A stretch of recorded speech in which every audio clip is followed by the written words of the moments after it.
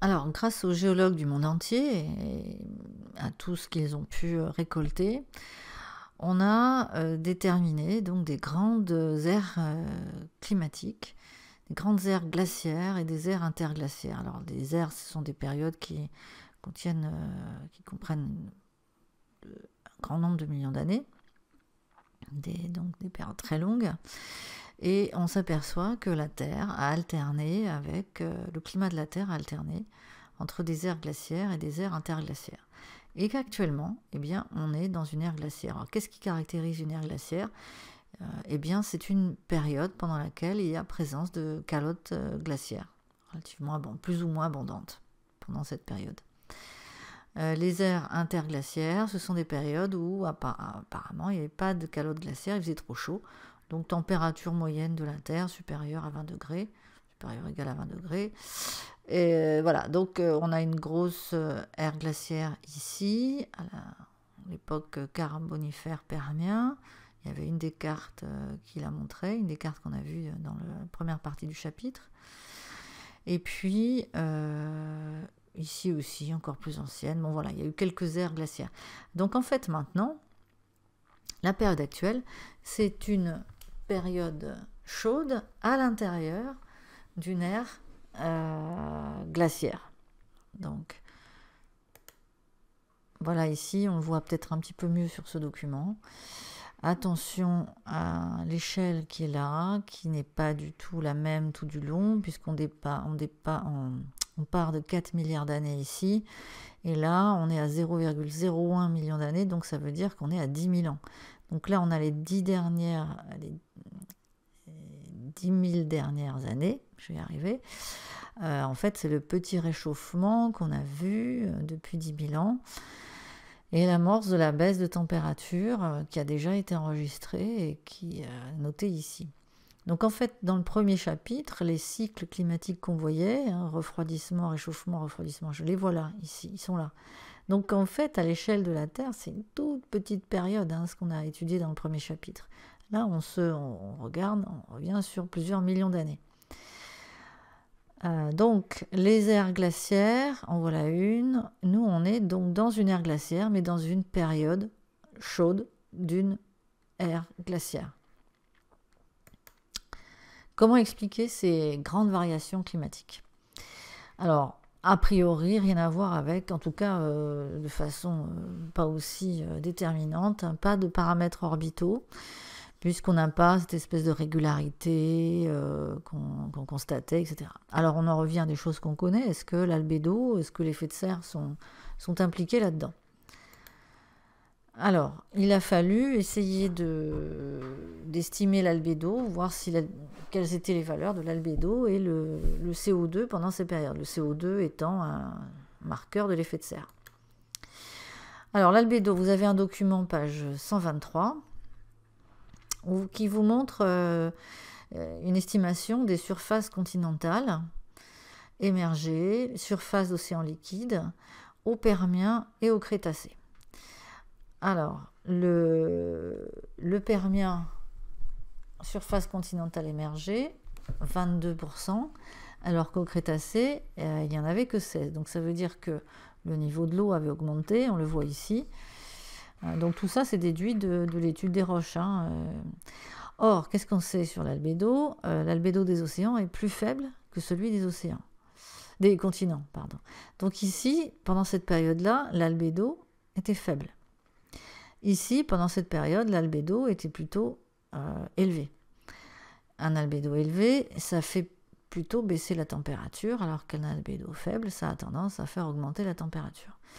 Et en fait, quand on regarde les températures qu'il y avait à l'époque, ça correspond en fait à ce qui a été retracé par les roches. On a une corrélation entre les variations climatiques et l'albédo. Ça peut coller. Mais concernant le CO2, comment est-ce qu'on peut connaître la teneur en CO2 à des époques tellement reculées? Alors, inutile de dire qu'on n'a pas d'échantillon de l'atmosphère de l'époque. Il n'y avait pas non plus on n'a pas de reste de calottes glaciaires sous la main qui remontent aussi loin. Comment faire? Eh bien, méthode astucieuse, on va se servir de la botanique. Ça, c'est une feuille de Ginkgo biloba actuelle. Alors, il y en a à Marseille, hein, il y en a dans le Prado, alors je sais jamais c'est le 1 ou le 2, enfin bon, on en rediscutera. Voilà ce qu'on trouve sous une feuille. Alors ça, c'est évidemment observé au microscope. C'est l'épiderme inférieur de la feuille qui est observé au microscope. Et en fait, il y a des petits trous ici. Ces petits trous, c'est l'ostiole d'un stomate. Alors, un stomate, non, vous l'avez peut-être pas vu en tronc commun. Donc, c'est une structure qui permet à une feuille de faire entrer du CO2.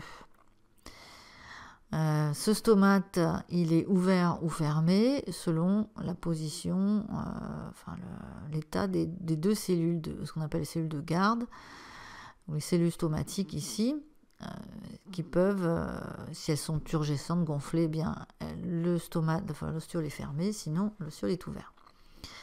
Ça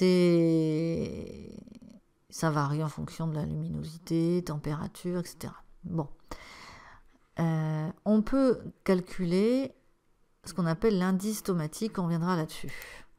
Voilà un stomate, donc ça c'est une coupe transversale de feuilles, l'épiderme supérieur, l'épiderme inférieur, et on voit que chez la plupart beaucoup de végétaux de nos climats tempérés, les stomates sont localisés uniquement à la surface inférieure des feuilles.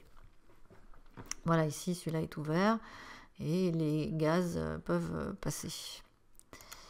Alors, avec le logiciel Mesurim, on peut calculer l'indice stomatique. L'indice stomatique, c'est donc un petit calcul. On compte le nombre de stomates, donc c'est les points rouges. On divise par le nombre de cellules non stomatiques, les points verts, auquel on a additionné le nombre de stomates. Donc en fait, c'est le nombre de stomates par rapport à l'ensemble des cellules. On multiplie par 100 pour avoir un pourcentage. Donc ici, on a... c'est mal...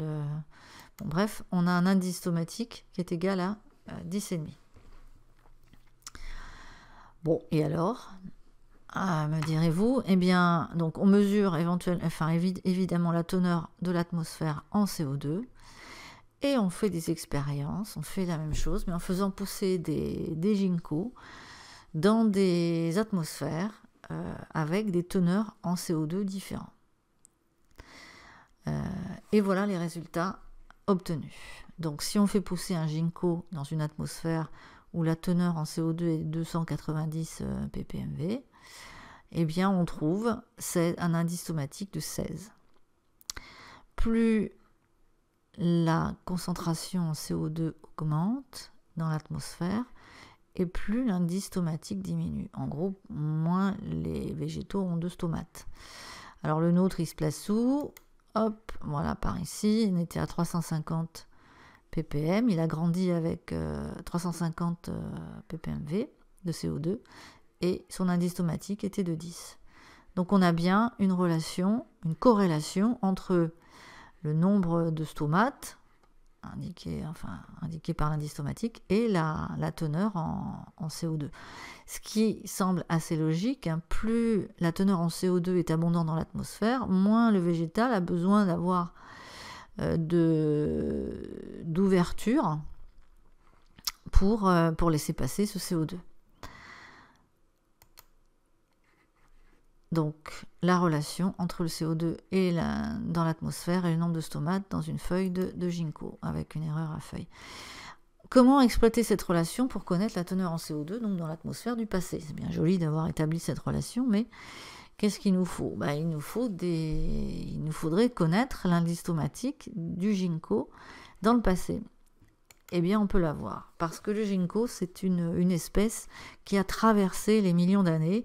Ça fait partie des espèces, alors qui a évolué, qui a dû muter. Les feuilles ont des formes un petit peu différentes, mais on retrouve des ginkgos à des périodes très, très anciennes.